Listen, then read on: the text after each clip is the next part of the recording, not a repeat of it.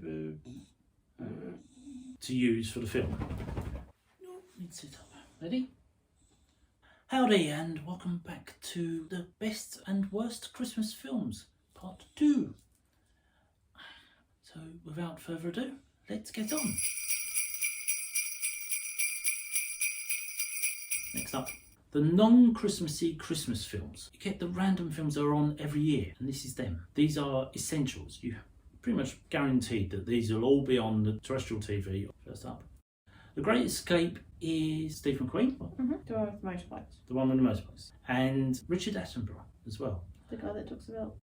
No, that's David, that's his brother. Ah. Richard Attenborough, the old man that owns Jurassic Park. I thought that was the one that narrates everything about penguins and stuff. No, that's David Attenborough. I thought they were the same person. No, brothers. It's about an internment war camp in Germany and everyone trying to escape all at once. The famous bit is Steve McQueen gets on a motorbike and tries to jump over the barbed wire fences and tries to escape.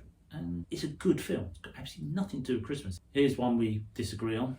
You're only supposed to blow the bloody doors off. Michael Caine, I think, features well in these films, is Charlie Croker, and they've got a job in Italy, in Turin. It involves evading the Italian police and the mafia. It's brilliant. It's great. It's a proper British film, and it's all about being British and whatever.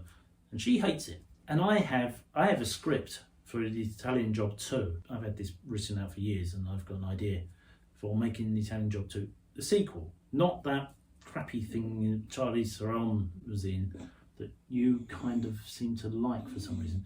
It has nothing to do with Italy. At the very start, very start. All of the first film is all in Italy. It starts off in Venice from the very start. Then it's in Venice. Then before they go the titles. No. It's in Venice all the way through. It's in Venice. Then they go and find people in America to bring back to Venice to do the job.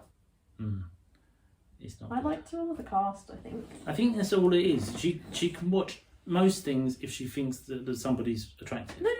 I actually liked the cast. Yeah, anyway, it's not that film. We're not talking about that film. We're I'm talking about the good film. You're talking about the bad film. We're talking about, difference of opinion. Italian Job, minis, and Boots. The Italian Job with Michael Caine and all of them, like British Leyland, British Austin, whatever, gave them 9 minis to use for the film.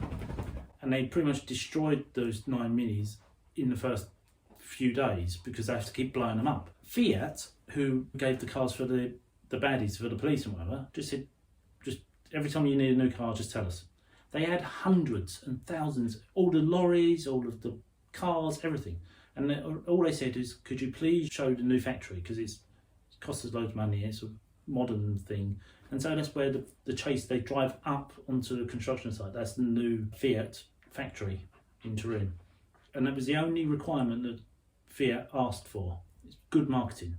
They sold more cars in 1967 than any other company in the world because of that film. Useless facts I know about things. 1, 2, 3. Supercalifragilisticexpialidocious. Go on, next bit. Something quite atrocious. That'll do.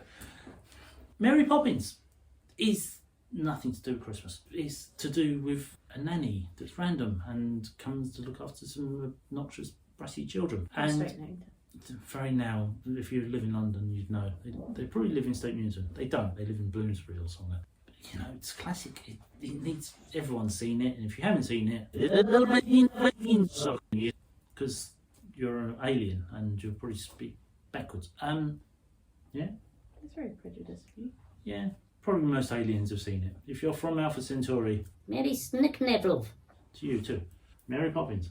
What's great about Mary Poppins? The bag. The bag. She's got one of those bags too. She's got a rucksack, which you've seen when we've gone on cycle rides. And she puts her hand in, it's like, oh, I don't know, and pulls out stuff, and it's like, it's where we found the dog. No, the other thing. The thing we disagree about. Bert, the chimney sweep. Another useless fact. Dick Van Dyke got cast in the role. He's American. Had no idea what an English person sounded like, and he asked the dad of the children, very pompous, very, had never seen common person in his life. He was so upper class, it was untrue. He gave Dick Van Dyke elocution lessons on how to speak English. That's not Dick Van Dyke's fault. And so... I think it sounds exactly like most people here. Without any hesitation. I mean, Michael Caine sounds like that to me. They sound exactly the same. Michael Caine sounds like Dick Van Dyke. Yeah. Like 90% of people around here sound like 90% of the people around here probably do, because most of the people around here are it's not a bad Mockneys. accent. I think it's a legitimate accent. Now it is, because what people have done is posh people try to put on Cockney accents and sound like Dick Van Dyke. People are so then it's actually a really good accent. no, it's a bad accent that's been copied. Yeah, so now it's just a normal standard accent. So he was oh blimey, Mary Poppins. So he was He's just not ahead of the trend. Oh blimey, governor. Yeah. There, see, like most people sound like that. But if they all sound like that, then Dick Van Dyke was just ahead of his time. No. It's Watch a good my accent. video on being a Cockney up there, and you'll sort of get the true way of speaking, not the bad Americans impersonation of posh people doing English Cockney accents. No, I think it was a good accent. Accurate one. Oh my chitty bang bang, I love you. We da da da da da da. I don't know the words. It's about being jolly good and jolly British, and it's oh so fun, isn't it? No, What's wrong with it? everything. Why? Because there are obnoxious children that are singing really out of tune. They're homeschooled. Everything is bad. There's not one good thing about that Oh film. no, there's one very good thing about this film. Is you must make kids watch this film. And then, if they're ever bad, tell them you're going to get the child catcher. The child catcher is still considered one of the scariest baddies of all time. You don't remember this? I'm going to say this, and no, I've never watched it, ever. How do you know this in Because action? there's a car. Yeah, really? There's a car in Chitty Bang Bang? That's all I know about it, and then it got turned into a porn film. That was it. Right, we're not going into that. We did the Italian Job, which could have been a porn film, but... No, I mean, I think the porn film is more famous than this. Like, Sure. lots of people seem to know that. Okay. Do you know the porn film? Don't write the script underneath. Well, probably a very short script, I should think, but Wizard of Oz. Toto. There's no place like home. Oh. There's no place like home. There's no place like home. I haven't got any ruby slippers. Hold on. Ruby slippers. Toto's down here. And I'm melting. I'm melting.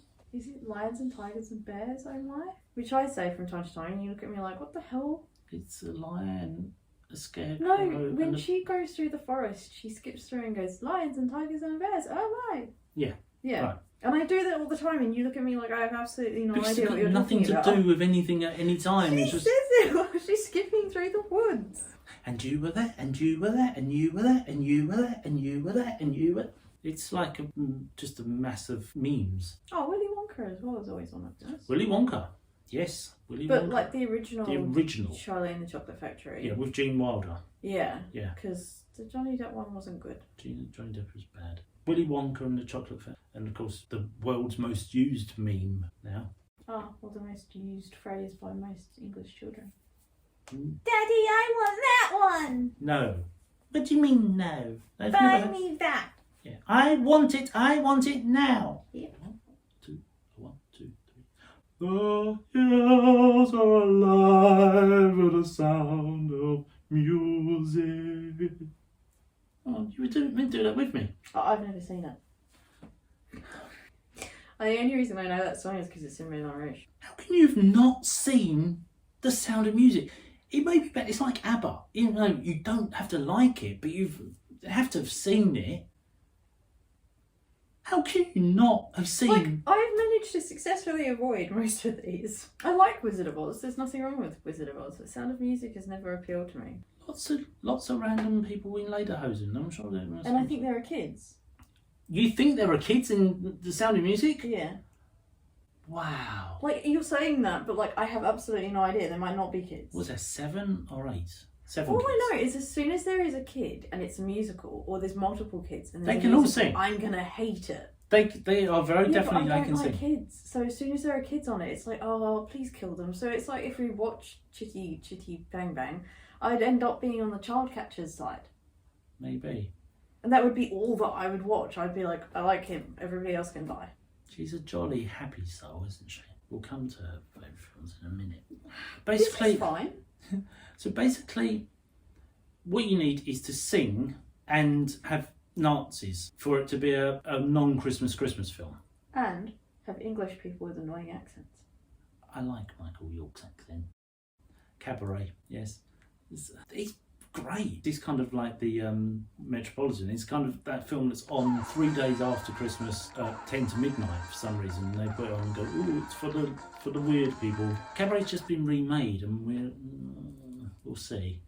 I don't think you should. This is one of those films that didn't need to be remade. Did it need to be remade? I mean, I can't stand him. Maybe it's got Eddie Redmayne instead now. We'll see. We'll let you know. Next year's films. The best Christmas films ever! Story time. Right. Once again, you'll realise we're going to disagree, but story time. My mum was a massive film buff.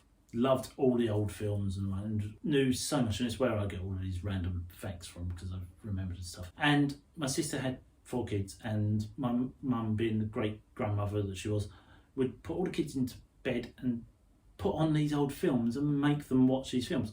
It sounds like torture, but it became a thing. And this film was by far one of our family favourites and the thing we watch at Christmas. And even though it's not wholly a Christmas film, it's 4 scenes. It starts off in summer, Halloween, Christmas, and then spring.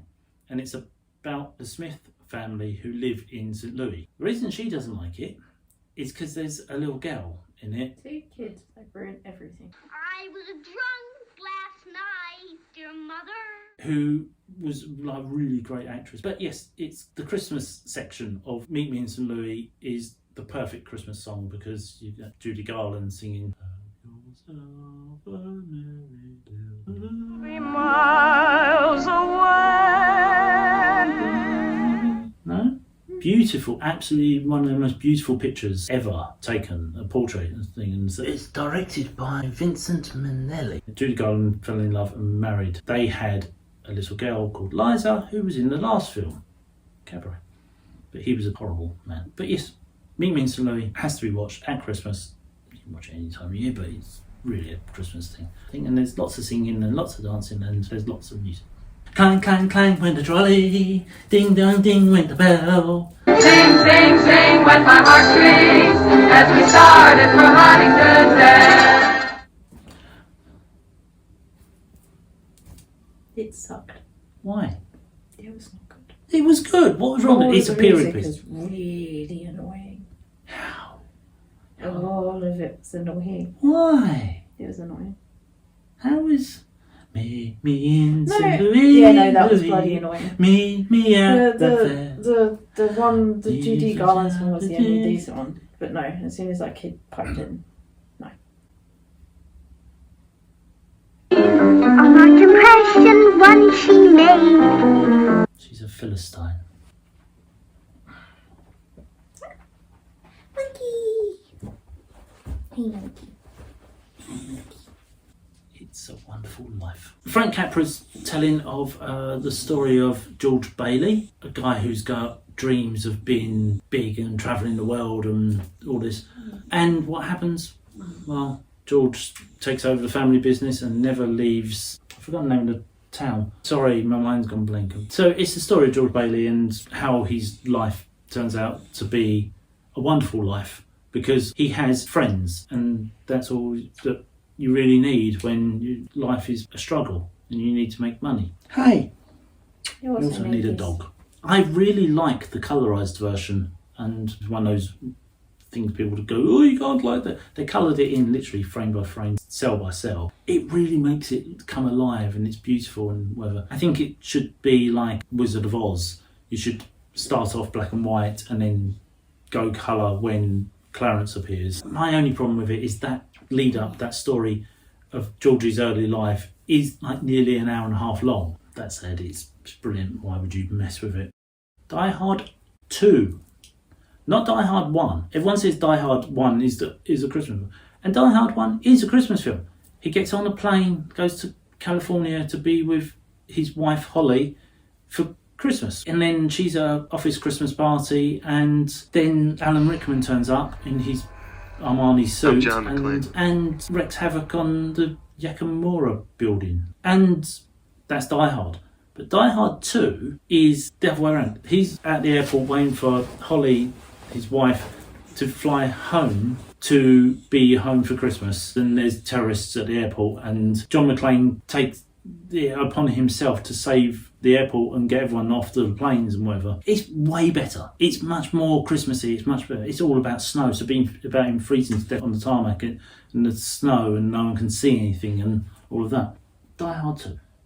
I've never watched it. You have watched it? No, with Die Hard 1 and Die Hard 2, I get 15 minutes in, I fall asleep, and I watch the very last 15 minutes. I have never made it through any more of that. And I've tried. I can then go, like, if I start from 15 minutes in, I can watch another 15 minutes, and then I fall asleep and wake up at the end of the film. I've never made it all the way through. You see why I got her to do this with me? Batman Returns. My favourite Batman, by far, is Michael Keaton. Catwoman and Penguin and a Tim Burton Christmas. It's a great Christmas film. If you want things blown up and weirdness and Tim Burton-esque stuff. And it's also Michelle Pfeiffer in that catsuit. I mean, I made a statue that was based upon Michelle Pfeiffer in that catsuit because she does it as good as the comic books. She did, didn't she? Yeah. She was sewn into that costume every single day. Sewn in, and then every day they'd rip the back out of it and then they'd sew her in again the next day because it was that tight. There's also one of my favourite photos ever. Like the Judy Garland picture, there's a picture of Michelle Pfeiffer on top of Michael Keaton, Catwoman on top of Batman, and the famous thing, the script said this whole thing where she was meant to say stuff and she forgot her lines and just went, yeah, and that got kept in. Do you remember? What do you think? It was okay. More than the best Batman. You like Heath Ledger one. So there is one other Tim Burton Nightmare Before Christmas. I'm not saying anything, you talk. No, you have to talk. You're good at describing them. Basically, the day after Halloween, the town of Halloweenland start preparing for the next Halloween. And then Jack, the Pumpkin King, goes into the woods and finds the portals to other holidays and discovers Christmas. And he thinks it's horrible. More horrible than Halloween. Mm. And so he wants to bring Christmas to Halloween Town. And then Lock, Stock and Barrels kidnap Mr. Sandy Claus. It's all weird and wonderful. My favourites are the kids. I like Lock, Stock and Barrel. And I also really like the musicians. You? Come on, you got it's literally tattooed on her, so she's loves it that much, but she's not going to tell you why she loves it. The whole theme, the animation, the actual drawings. I mean, Jack is like one of the most gorgeous men alive. Dead. And you have Zero, so there's always a dog involved. Mm-hmm. I'm not too keen on Sally though, and I like Cookie Boogie, and the songs are really good. There's actually nothing wrong with the whole film, and I always consider it a Christmas film because it can kind of cross over with both. So it's the leader. So you can watch it at Halloween and you can watch it at Christmas, and then you can have like a Halloweeny Christmas, which is like the best of both worlds. It's kind of a film to watch on Christmas Eve. Mm. Staying with the animation-y kind of thing and weird creatures, Muppets Christmas Carol. I think everyone says is the best Christmas Carol. The best adaptation of Charles Dickens' Christmas Carol. Because, weirdly enough, it's the most accurate. The little people are little and the big people are big and the scary monsters are scary and it's brilliant. And Michael Caine is Scrooge. Your take? No, I think it's the only Christmas Carol. Everybody's tried to remake it and it's never even come anywhere close. The Muppets are better. There's more funny, to it. Yeah. And it's entertaining to watch, which is weird for a puppet show. But that said, Christmas Carol or Scrooge, this is the 1951 version. It was called one thing in England and something else in America. I think it was called Christmas Carol in America and Scrooge here. It's one of those things that they didn't quite understand what Scrooge was. But Alistair Sim was a comedy actor. He was in St. Trinian's and things like that. So when he was cast as Scrooge, everyone thought it was going to be a comedy version of A Christmas Carol, and everyone was stunned that he could actually act seriously. It's kind of the sort of like Steve Martin or Jim Carrey of his day. And it is still, even though it's grainy black and white of 1950s, it is very definitely still the best live action Christmas Carol. Sticking with Christmas Carol once more, there is one other version which does do what everyone thought that the Alice Sim version was going to do, which is Scrooged. Bill Murray as an ad exec in LA or New York, whichever, and being a miserly, horrible man, and he is visited by the three ghosts and has a change of heart, etc. It's a good version, it's a funny version. It's a little bit dated now, it seems a bit weird in places, video machines and so forth. Most people now are like, oh, what's that? You remember Scrooged? I don't mind it. I don't remember all of it. I remember bits and pieces, but I think I've got like that background thing where I've got half of bits. The apartment. Jack Lemmon owns an apartment right in the centre of town, and all of his bosses and that know that he has this apartment, and they coerce him and get him to lend them the apartment for the evening so they can take their mistresses and whatever to the apartment and basically have sex. And it's kind of honest and open for a 1950s film, but he likes Shirley MacLaine's character, and she's the mistress of one of the bosses. At Christmas, he ends up like really fed up and depressed, and she's drunk and depressed, and it ends up becoming this two lonely people at Christmas film. You have seen it. He uses a tennis racket as a sieve. Yeah, and it's a sad film really, but it's a good Christmas film. Kiss Kiss Bang Bang. Robert Downey Jr. and Val Kilmer in LA and are looking for killer of a girl who was found in a Santa's Little Helper outfit. You must know Kiss Kiss Bang Bang. I didn't like it. Why do you not like it? I think it was like one of those, you either like Kiss Kiss Bang Bang or you like True Romance. Really? Okay. You're like one or the other. Okay. Is True Romance a Christmas film? No, but like... Oh, okay. You either like one or the other. I never liked True Romance, so... I like True Romance. Oh, okay. Robert Downey Jr. is narrating, and he's like, I'm the worst narrator in the world ever, because he starts at the end and he keeps missing bits out, and he goes, oh yeah, by the way, yeah, that was me. I forgot to tell you that. And it's kind of quite... Yeah. I think I found that annoying. I like it. I think it's really funny. And you forget, you kind of end up watching it and thinking, oh yes, this is a Christmas film. It's Christmas in LA, so there's no snow, but there's lots of references to Christmas stuff and things. Nearly done. Mixed Nuts. And I remember having seen it. I watched it the other night just to remind myself and went, oh yeah. Once again, it's how something can be funny without being annoying. It's what Elf does wrong, this does right. The jokes are subtle. It's even got Adam Sandler in it, and Adam Sandler being the weird tenant of this blog. And it's a crisis helpline on Christmas Eve, and these people are trying to help people. It's got so many people in it, so many random people just turn up for half a scene or something. Leif Schneider dressed in drag. Juliette Lewis being this quirky pregnant woman. Finally. No, serendipity. Serendipity. You were going to add it. I can't remember this film at all. So it's purely... Kate Beckinsale, back when she could act and she hadn't had tons and tons of plastic surgery, goes Christmas shopping, and so does that guy that's in all the romantic comedy things. John Cusack. Yeah, him. They go to Bloomingdale's yeah. To go Christmas shopping for people that they know, and they both stumble upon the same gloves, and they both pick up at exactly the same time, and it kind of goes from that Christmas all the way throughout the year where things keep on leading back to each other. Right. But it starts at Christmas and it ends the following Christmas. So Right. It's kind of throughout the year, but it's mostly focused on those Christmas sections. And why do you like it? I like films with fate and intertwining, probably why I don't mind Love Actually. When you get all the different components, and especially when things are pointing you to the right place. I just believe in fate, I don't know. Oh, she's a fatalist. Next up, this is one that she said, she requested it and said, oh no, you haven't included Frozen. This one was her choice. When I did this list and she went, hold on, you haven't included Frozen. Yeah, the world is snowing. Keep going. Okay, bye. Okay, well, there you go. That's as good as you're going to get on camera. Frozen and Tora's rendition of Anna's song at the very beginning. Why did this have to be included? Because it's Frozen.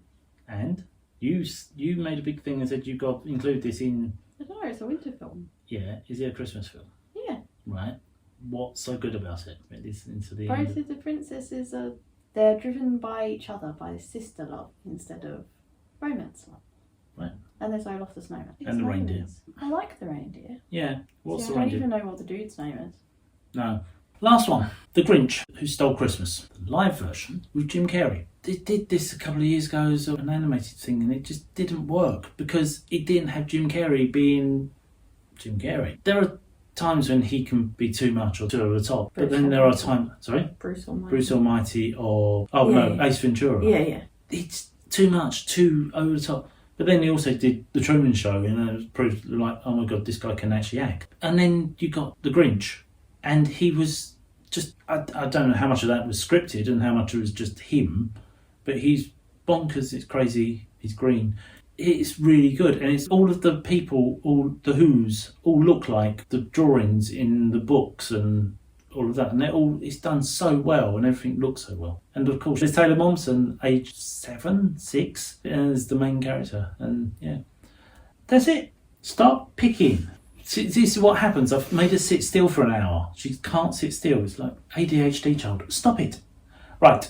Well, that's all from. Oh, Olaf's fallen asleep. Olaf, wake up. Right. You've got to go back on the door room. You've got to guard us against evil spirits. And I don't know what we're going to do for next year's lists, but we'll work something out. K-pop songs. Yeah, if you like this, do remember to give it a thumbs up. Leave us comments down below. Tell us your favourite films. Tell us your least favourite films. Be nice. Don't be horrible. If you didn't agree with our choices, tell us any we've missed. And if you're not already and you'd like seeing things around and in London and or being creative, then you should hit the subscribe button. Press the subscribe button. Don't really everyone's here. Look, press the subscribe button. And come back each week for something new, different and varied. And we shall see you in 2022, I guess. Bye!